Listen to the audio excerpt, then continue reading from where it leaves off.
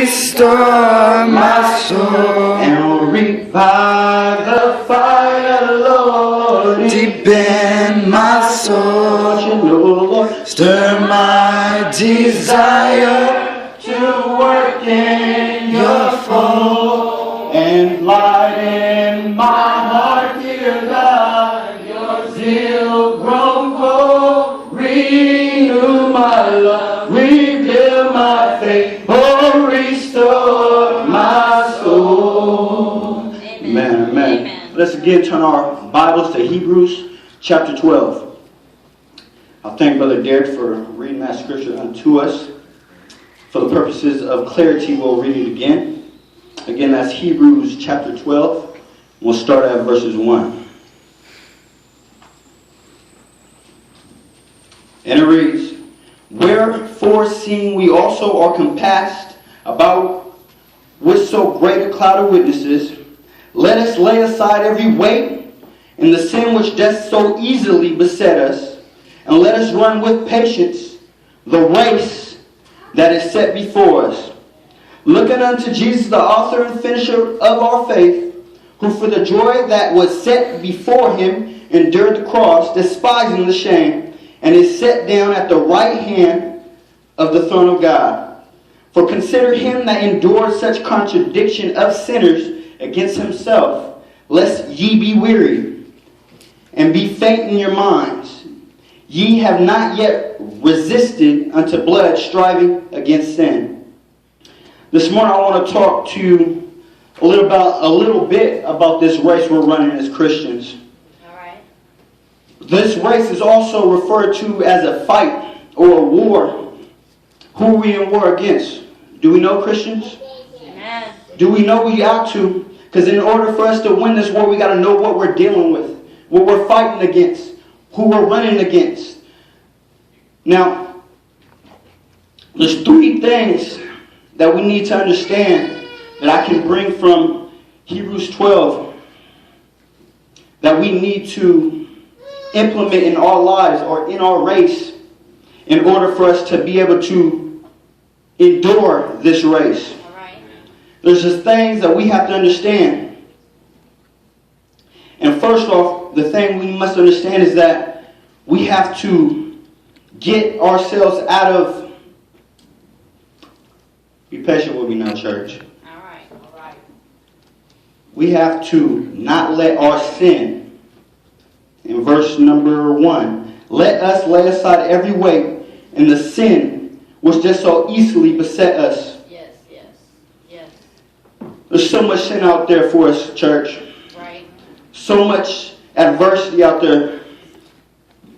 Things that some of us are scared to talk about in the church. Things that our kids are dealing with at school that we refuse to talk about and we ignore. Right. What are you talking about, Derrick? What wrong are you talking about, Johnson?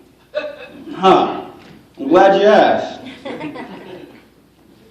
One, every time you send your teenager to school, just do you understand what's going on at that school?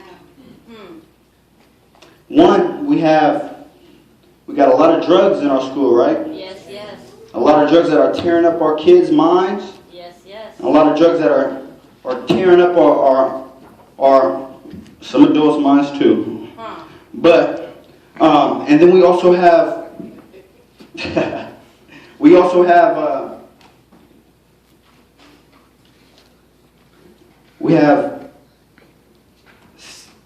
how do I put it? Make it plain for you, church. I'm not going to sugarcoat anything for you. All right. Now, do not let sin keep us from running the race. Let us not be confused, church. Our sin will hold us back from what we need to do as Christians. In order for us to run this race efficiently, we must ignore the sin that the devil is trying to use to keep us from running to God. Okay. Now, I'm going to get back to the wrongs that we have to face. But I want to give you a little illustration. This is you. Excuse the the stick figure. I'm not the best artist. I'm a football player. I don't draw. But this is the race. All right? This is the finish line.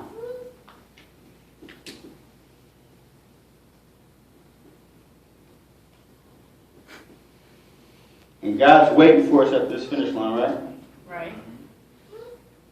Now there's things, church,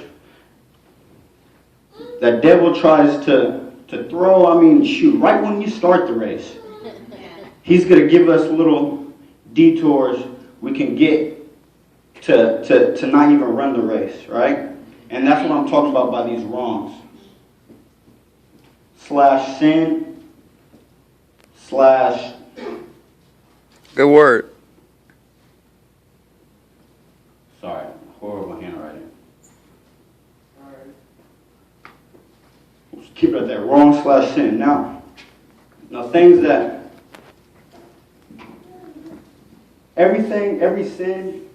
I may struggle with a different sin than you struggle with. Right. But that doesn't mean that it's still not yet sin. Right. There's some that struggle with having sex out of marriage. Right. There's some that have problems, like I was saying, with drugs. There's some that have problems lying. There's some that have problems with being deceitful. Right. There's some that have problems being on the path. Amen.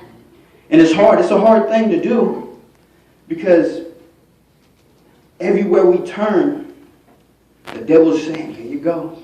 Right. Come do it. Here it is. Right. Right?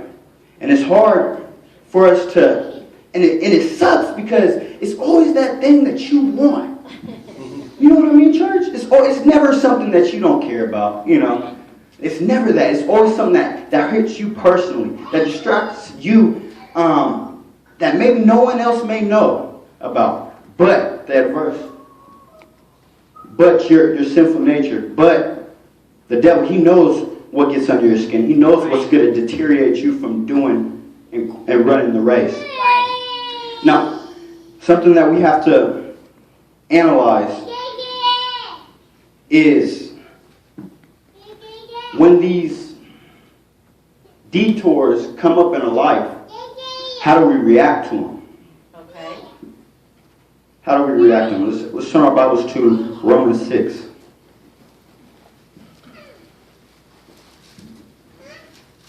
It comes down to two things, church. We can either be a slave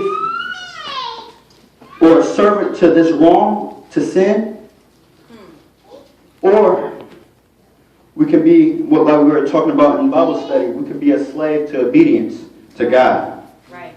Amen. Now, in Romans chapter 6, and we'll start at verse...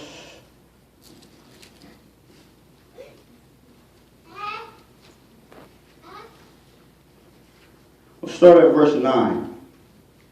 Why don't I get a mic for somebody? Go ahead and start at verse 9, Dad. Go slow for me, all right? I don't want us to miss nothing. Knowing that Christ being raised Knowing that Christ has been raised from the dead, dieth no more. Death hath no more. Death has no more dominion over him. For in that he died, For in that he died unto sin once. he died unto sin once. But in that he liveth, But in that he liveth unto God. he liveth unto God. Likewise reckon ye also yourselves to be dead unto sin, Yeah. but alive unto God through Jesus Christ our Lord. Yeah, go ahead, verse 12. Let not sin therefore reign in your mortal body, but that ye should obey it in the lust thereof. Yeah. Verse 13. Neither yield ye your members as instructions of unrighteousness unto sin, Yeah. but yield yourselves unto God as those that are alive from the dead, and members us instructions of righteousness unto God. Yeah,